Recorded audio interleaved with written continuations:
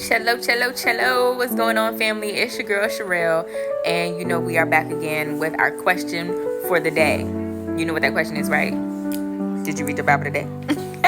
Okay, so today we are going to Deuteronomy chapter 6. All right, go get your paper Bible, right? Go get your paper Bible. Deuteronomy chapter 6 is in the beginning, okay? Genesis, Exodus, Leviticus, Numbers, Deuteronomy is right there, okay? Genesis, Exodus, Leviticus, Numbers, Deuteronomy is the fifth one. Because it's a grace. Okay, all right.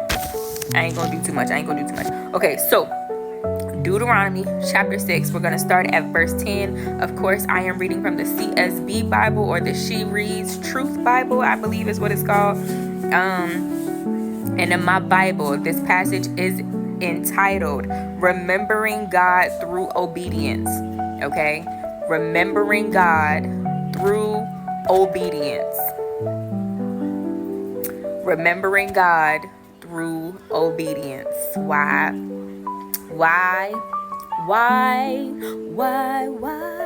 Because this next that we're looking for has a price. And the price that is associated with it is obedience. The doors that we are trying to get open needs a key. The key to get in is obedience. Okay?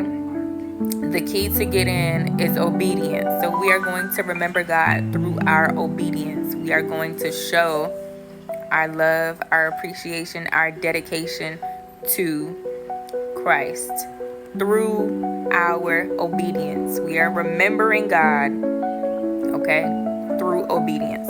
Starting at verse 10, and it says, when the Lord your God brings you into the land he swore to your ancestors, Abraham, Isaac, and Jacob, that he would give you a land with large and beautiful cities that you did not build. Y'all better hear this. Houses full of every good thing that you did not fill them with. Cisterns that you did not dig. And vineyards and olive groves that you did not plant. I'm gonna pause right there. Because that just told me that God made me a promise to give me something that I won't even gonna have to work for. I'm not even gonna have to do it myself. He gonna put things in place for me because of what? I remember him through my obedience. All right, let's keep going.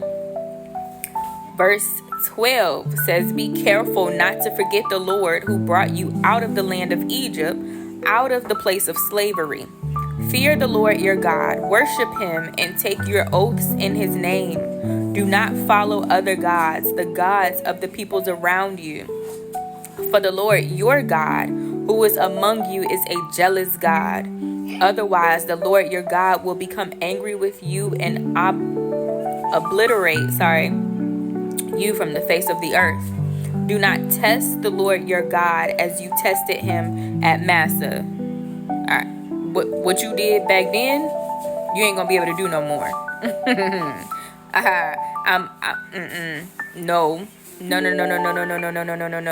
You already tested him back then, but now I'm calling you to a higher standard. Do you hear him? I'm calling you to a higher standard. You are not going to be able to test me the way you tested me before, okay? You have a responsibility now to come up, okay?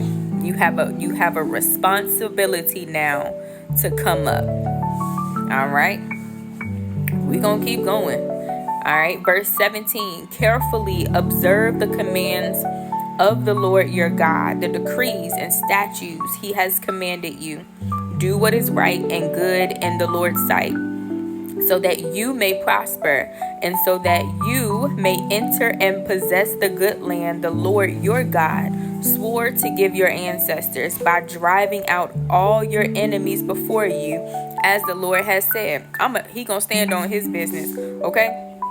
Verse 20, when your son, your children, When your son asks you in the future, what is the meaning of the decrees, statutes, and ordinances that the Lord our God has commanded you, tell him, we were slaves of Pharaoh in Egypt, but the Lord brought us out of Egypt with a strong hand. Before our eyes, the Lord inflicted great and devastating signs and wonders on Egypt, on Pharaoh, and on all his household.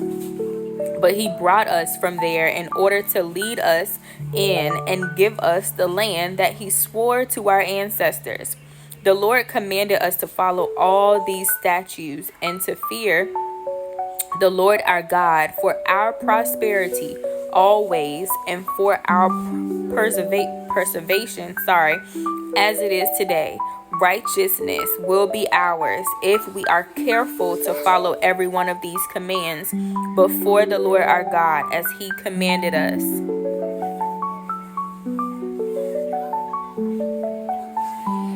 I must obey.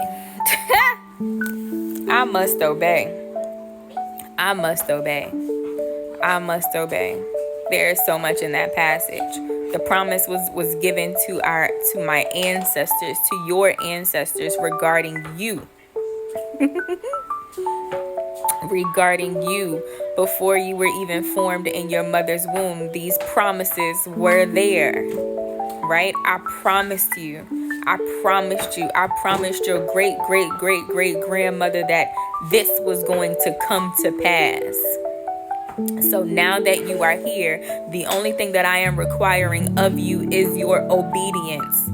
Again, the key that is going to unlock the door that you are trying to get in is your obedience. I need your obedience. I need your obedience. You have repented, you have surrendered, you have laid down the things. Now I need you to obey.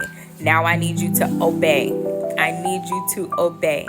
Say it with me. I must obey. I must obey. And then when your obedience unlocks the door and I begin to pour out the blessings from heaven that you don't even have room enough to receive, right? When I do it and you begin to see it, it's gonna come easy to you. God, I thank you for that word. I remember the word and I hold on to it. It's gonna come easy to you. Things are going to begin to get easier for you. You're not gonna have to fight as hard to get it. That's why I brought you out of Egypt. But I had to allow you to experience Egypt so that I can get the glory. So now that we have arrived in this place, the place that I promised you, the only thing I'm asking for you to do, you've unlocked the door. You have unlocked it. You have unlocked it. It is open and the blessings are about to begin to pour.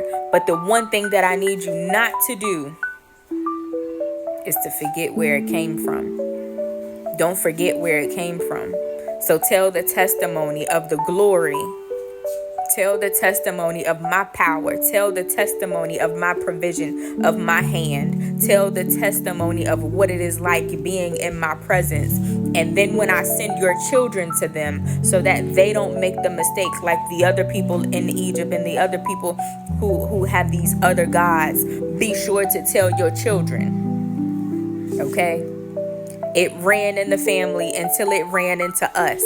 God is breaking it with us, but you have a responsibility to make sure that the thing that you are fighting so hard to break, the thing that is stopping with you, does not continue with your children. So tell your children when they come to you and they ask, why do we do this? How do we do this? Why did God do this like this? Why did we experience this? Be sure to tell them of the goodness of God. Be sure to tell them how God set you free. Be sure to tell them how God delivered your family from this, so that they too will be able to continue that testimony with even their children. They're coming to ask. The only thing that he's asking us not to do is to forget where it came from. Don't seek my face, get the promise, and then forget me in the process. We are going to remember God with our obedience. All right? I love y'all, and I'll see y'all tomorrow.